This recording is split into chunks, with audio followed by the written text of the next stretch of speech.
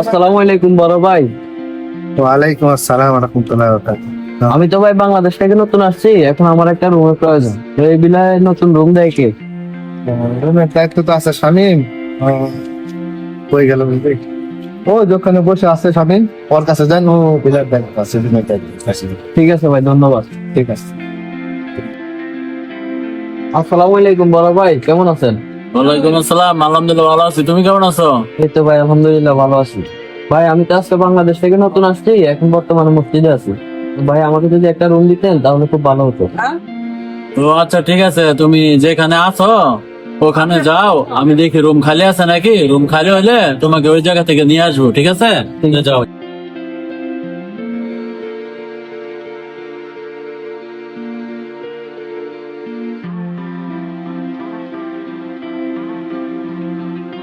আসসালামু আলাইকুম জাহাঙ্গীর ভাই।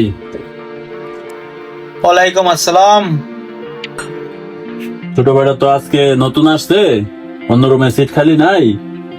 ওই আপনার রুমে যেহেতু সিট খালি আছে, আপনার রুম দিয়ে গেলাম, ঠিক আছে? আচ্ছা ঠিক আছে, সমস্যা নেই।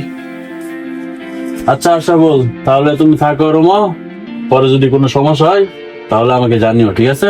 ঠিক আছে ভালো ভাই, থাকো। আপনাকে অসংখ্য ধন্যবাদ। ওকে।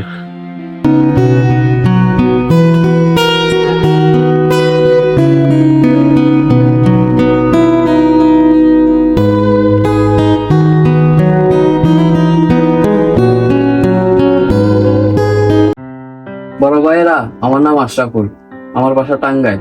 যদি আপনাদের পরিচয়টা একটু দিতেন তাহলে ভালো হতো। আমি আসাদ, আমার বাসা চাঁদপুর। আমি মানিক, আমার বাসা মানিকগঞ্জ। আমি জাহাঙ্গীর, আমার বাসা হচ্ছে টাঙ্গাইল। ভাই তাহলে আপনার জেলা আর আমার জেলা তাই কি? তাহলে টাঙ্গাইলে কোন থানা আপনার বাড়ি? ভাই টাঙ্গাইল নাগরপুর আমার বাড়ি। ভাই আমার বাড়ি তো দেলদুয়ার। তাহলে তো আপনি আমার খুব কাছাকাছি। ভাই আপনাদের সাথে পরিচয় খুব ভালো লাগলো। তোমার সাথে পরিচয় হয়ে আমার অনেক ভালো লাগলো। চিন্তা করো না, আসছো আমাদের রুমে তুমি থাকো, কোনো সমস্যা হবে না। তা তুমি এত অল্প বয়সে বিদেশ আইছো কেন? তোমার তো দাড়ি জ্বালায় নাই, মনে হয় তো নিচের ভালো জ্বালায় নাই তোমার। দূর, কি বলেন বড় ভাই এসব? আর আশরাফুল, তুমি আসাদের কথায় কিছু মনে করো না, ও তোমার সাথে মজা করছে। না বড় ভাই, আমি কিছু মনে করি নাই। বড় ভাই মানুষ, মজা তো করতেই পারে। হ্যাঁ, বড় মানুষ মজা করছে, একটু ওটা নিয়ে মন খারাপ করো না, ঠিক আছে? হ্যাঁ ছোট ভাই, আমি একটু মজা করছি তোমার সাথে, তুমি কিছু মনে করো না। আমি একটু মজার মানুষ তো, তার জন্য একটু মজা করছি। তা তুমি এত অল্প বয়সে বিদেশ আইছো কেন? আমি আজকে অনেক ক্লান্ত তো, আমি এই অল্প বয়সে বিদেশ আসার কাহিনী আপনাদেরকে অন্য আরেকদিন বলবো। হ্যাঁ আশরাফুল, ঠিক আছে, তোমার কাহিনী পরে বলো না। তুমি এখন যাও, হাত মুখ দিয়ে এসে খাবার খেয়ে বিশ্রাম করো। ঠিক আছে ভাই। ঠিক আছে, যাও।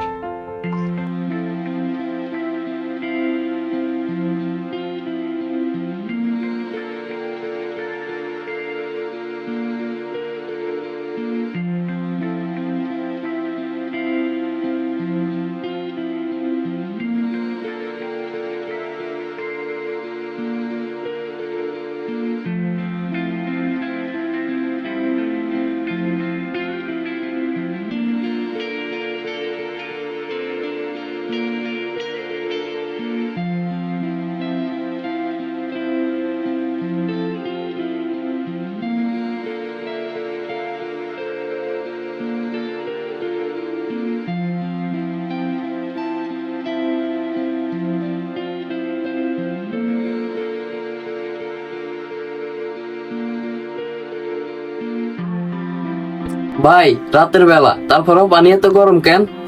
ভাই, এই দেশে সব সময় পানি গরম থাকে, রাতের বেলাও দিনের বেলাও। দিনের বেলা আরো বেশি গরম থাকে। ভাই এত গরম পানি, তাহলে গোসল কি করে করব? আরে তুমি বাইরে থেকে পানি বালতিতে এনে রাখে দেবা রুমে, পরে ঠান্ডা হইব, এই পানি দিয়ে মিক্স করে তারপর গোসল দিবা। হ্যাঁ ভাই, বুঝতে পারছি, তাহলে এটাই করতে হবে। ভাই দেশ থেকে আচার আনছি, খাবেন? কিছুক্ষণ আগে ভাত খাইছি, রাইখা দাও, পরে খাবো নি। জাহাঙ্গীর ভাই আপনি খাবেন? না ভাই, আমি এখন খাবো না, আমিও কিছুক্ষণ আগে খাবার খাইছি। রাইখা দাও, সবাই মিলে পরে খাওয়া যাইবো।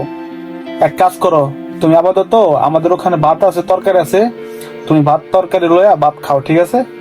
ভাই তাহলে রাইখা দিলাম, পরে সবাই মিলে একসাথে খাবো। আসাদ ভাই আপনাদের প্লেট কোনটা? সবই আমাদের, তুমি যেগুলো একটা নিয়ে খাও।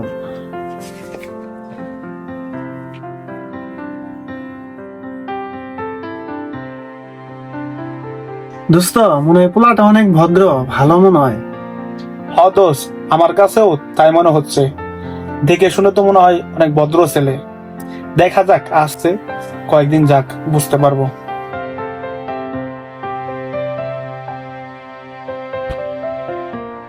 ভাই আপনাদের ভাত কোনটা?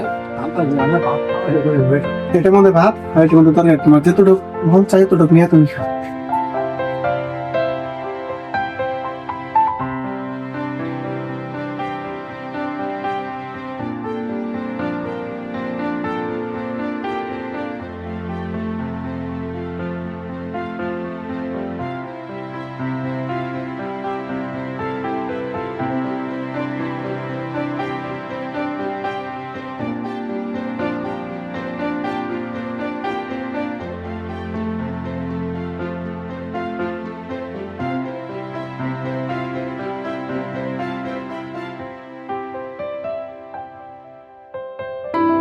তুমি এত অল্প করে ভাত নিছো কে লিগে? তোমার যেটুকু মন চাই ততটুকু নিয়ে খাইবা। শরম পাইতেছ? আমরা তোমার বড় ভাইয়ের মতো। না ভাই, আমি এতটুকু খাই, দেশে থাকতো আমি এতটুকুই খাইতাম, বেশি ভাত আমি খাইতে পারি না। এত অল্প ভাত খাইলে তুমি কাজ করবা কিভাবে? দেশে থাকে এত অল্প ভাত খাইছো, ওই জন্য তোমার স্বাস্থ্য দেখি স্বাস্থ্যমন্ত্রীর মতো। তোমার তো বাংলাদেশের স্বাস্থ্যমন্ত্রী বানানো উচিত ছিল। ভাত বেশি করে খাইবা, শক্তি পাইবা, কাজ করতে পারবা। বুঝতে পারছো? এই অল্প ভাত খাইলে তো তুমি কাজ করতে পারো না ঠিকঠাক মতো, শরীরে শক্তি পাইবা না। না ভাই, ছোট হলে কি হবো, শরীরে শক্তি আছে, কাজ করতে পারমু। কথায় আছে না, ছোট মরিচে ঝাল বেশি।